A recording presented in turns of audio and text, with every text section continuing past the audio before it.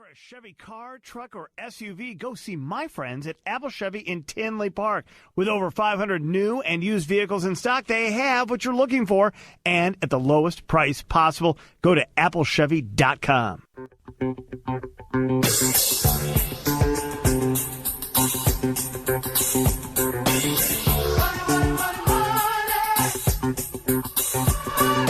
All right, I wanted to read this email. Yeah, you got an interesting email. Did it shock you when you got it? No. Did it turn on your head? Did you scream?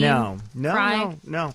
I've come to terms, and you know, it's so funny because Michael Steele, the former head of the Republican National Committee, was just on with us, and Michael and I go way back, almost a decade now. He and I have been talking to each other on the various radio and television shows, and right. dealing with these issues, and struck up a personal friendship, and got to know each other and understand where the other cat comes from. Sure. And that's because he calls me a very interesting cat, because you got a lot of problems, is basically what he says. He hit on something, which is exactly the problem that I've had with the Trump campaign. And that has been that there is no detail. Zero. He offers no actual concrete solutions except for a concrete wall, which he claims he's going to build and the Mexicans are going to pay for. He doesn't say how he's going to do that. Don't worry, we've got trade deals. We can do it. He's calling on tariffs and economic threats or military threats. I mean, he's not specific about what it is, because the guy really is based on his entire reason for being is to negotiate a deal. And right? he's good at that, you would think.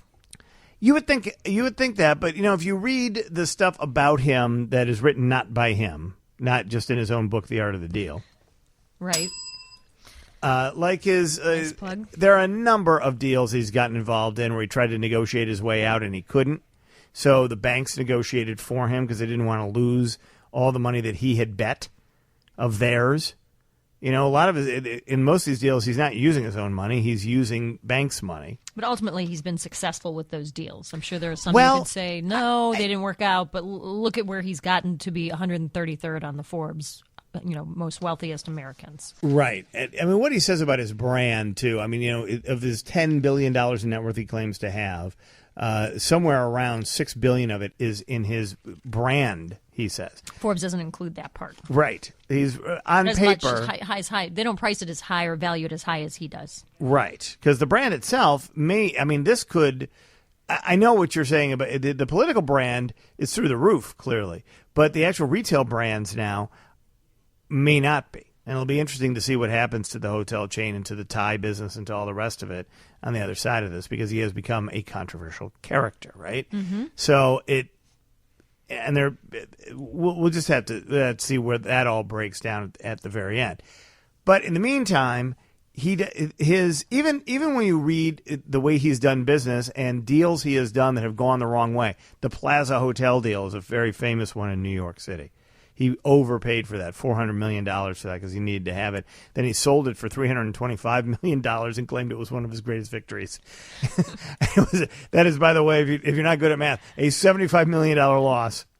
And he was forced to sell nothing it. To him. He actually had to give up his planes and his boats and some of his other property to pay off the juice to the banks on that deal at the time. I mean, there have been bankruptcies too, and he says, well, they weren't my personal bankruptcies. They right, were, that would be true. He didn't have a personal bankruptcy, but he used the bankruptcy laws to shield assets and things like that. That's fine. I mean, that's what business guys do.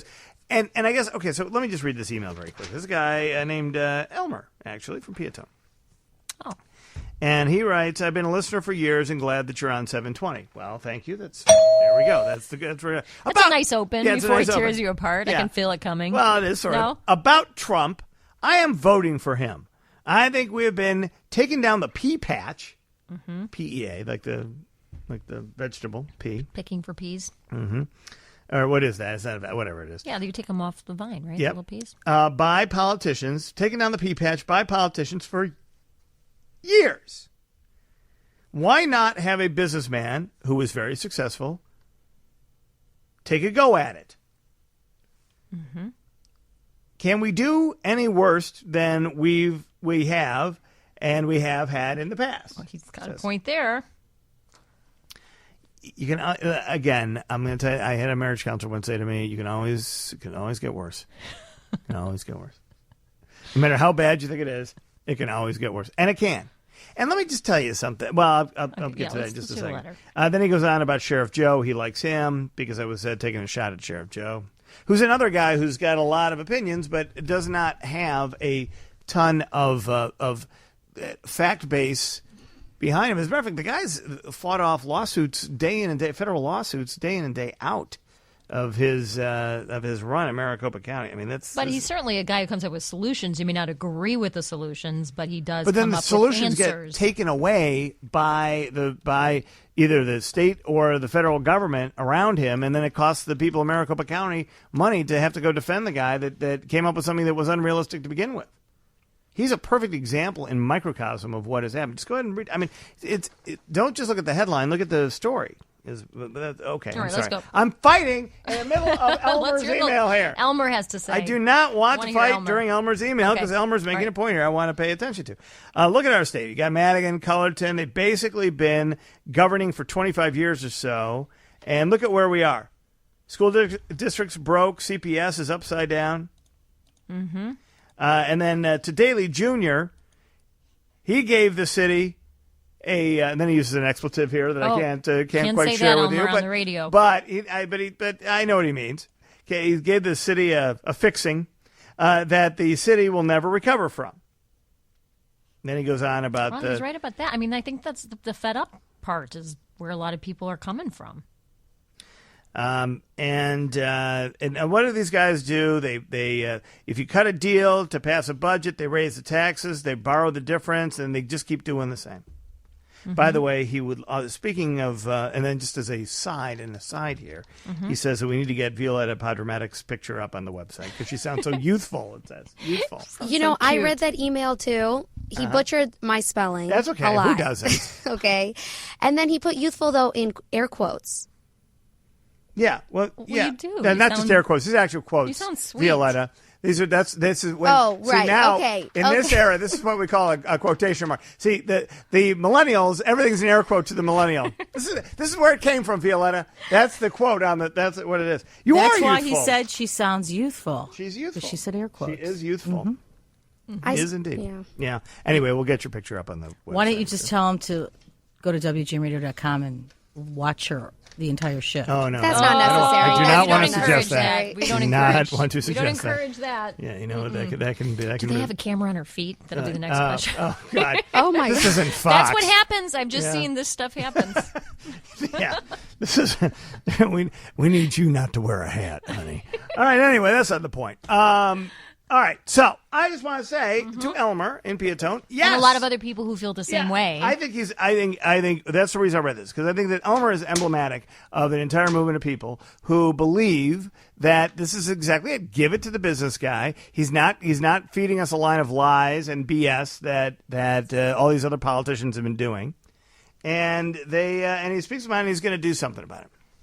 Well, the other thing that's refreshing about him, and I think maybe, is that he's self-funded. And I think a lot of people are fed up with super PACs controlling our politicians and that they tend to act more in their interests rather than the people's interests because that's where their funding comes from. And he's he's funding his campaign. And the super PAC is a new item. I mean, the super PAC is a direct result of a decision made by the Supreme Court, the Citizens United decision, which allows the super PAC, basically, it gives an open road to that and to allowing a corporate entity being treated as an individual.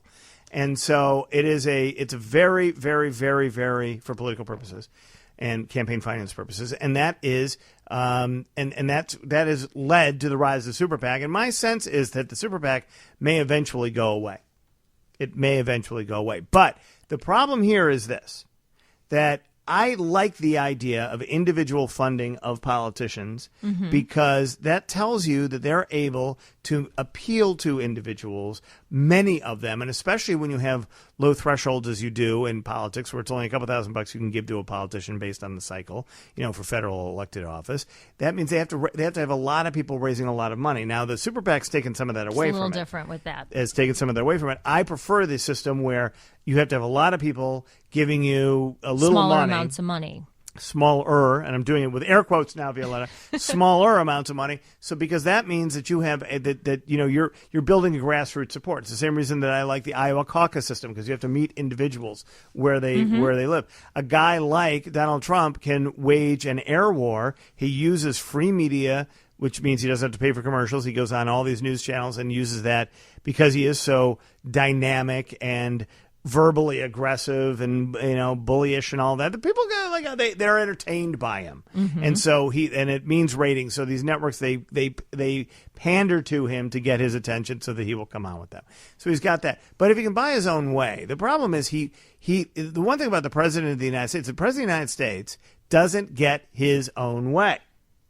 He doesn't. Now, just ask Barack Obama until you start to deal with executive order. And now look at the chaos in Washington, because he's starting to do his own executive orders. And we're seeing it here with Governor Rauner, a businessman who is finding that it's not that easy to get things through state government. Even if you have ideas of what you want to do, you're not the CEO. So, and I think that even with the groundswell, and you got to remember that he's a little high in his own supply here. This is the Republican primary. Republican primary voters are a subset of Republican voters, and an even smaller subset of voters in general, who are a smaller subset of the population. Now, as far as I'm concerned, the voters are the only ones whose opinion counts, because they're the only ones who are casting the votes. Right? Everybody can have an opinion they want. Unless they vote, it doesn't really matter. And they're the ones who make the decision about who the politicians are. But having said that, Republicans have and if you look at the parties, is about 40% of the voting blocks, Republicans and Democrats, and about 20% of swings, people who will come in and go out of voting for a Republican or Democrat, or they'll go in another direction.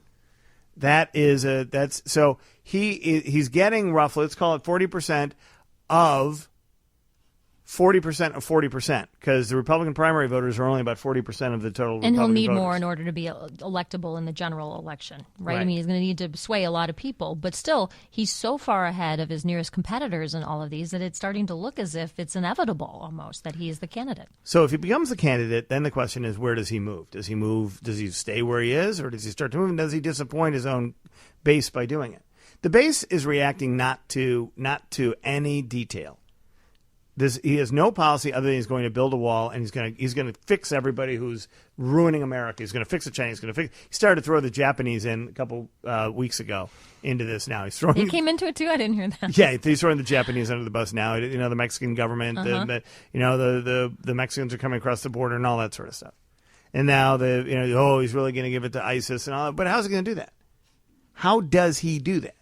Just tell me one thing. Well, I think, as Elmer pointed out, there's a belief that he is a strong businessman type and will approach these with a strong stance, and they have more faith in him than they would somebody who's motivated for other reasons. I mean, I think people just don't need the detail right now. That's what they're saying. It's like, I trust him. I get it. I trust him. Actually, maybe this is it. I trust him more than the others. And I don't need the detail. And I understand that idea of not needing the detail.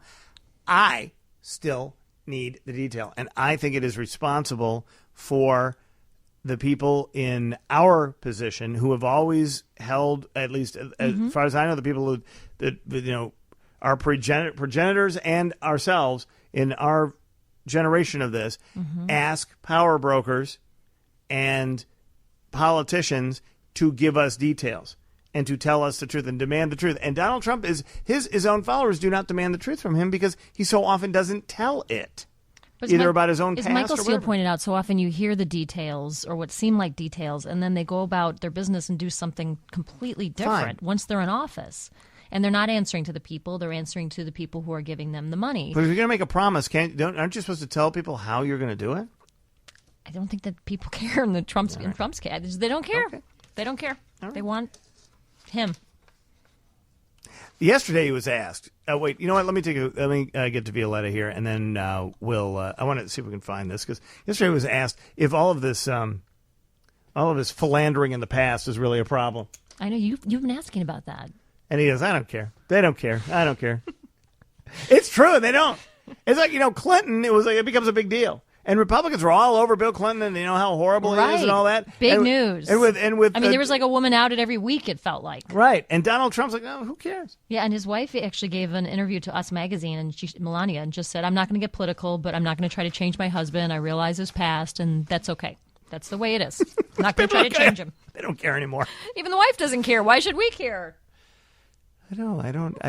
It's a parallel universe. It is. It's fascinating, though.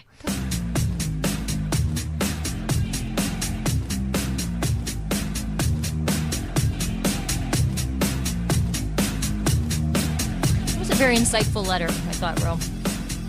I'm glad you read it. Because we get a lot of people voicing that very concern to us. That I don't understand them or Trump, and screw me.